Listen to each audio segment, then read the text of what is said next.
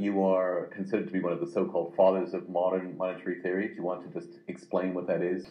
The government is the only legal issuer of the thing that it demands for payment of taxes. We don't operate under a so-called gold standard constraint. We could operate under gold standard, and that would be a self-imposed constraint. Yes. The government could say anybody who works for the government has to stand on one foot. I mean, there's all kinds of silly things we could do to ourselves. Monetary policy is the kid with a steering wheel that's not attached to anything. And how do you know that? Just look at the details of what actually happens when you do quantitative easing. You buy treasury securities. And what is a treasury security? A treasury security is a dollar balance in an account at the Fed.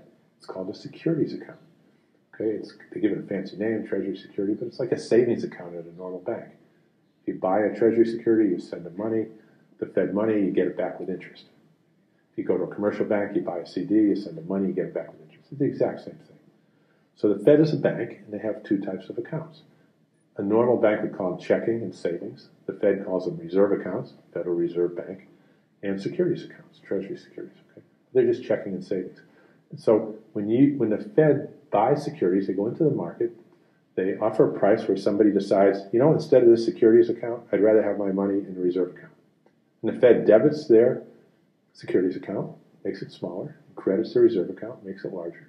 They're both dollars at the Fed. It's effectively swapping assets on the balance sheet of the Fed. It's not actually creating new net aggregate demand. Yeah. So if you had $1 million here in your securities and you sell it to the Fed, now you have $1 million in your reserve account.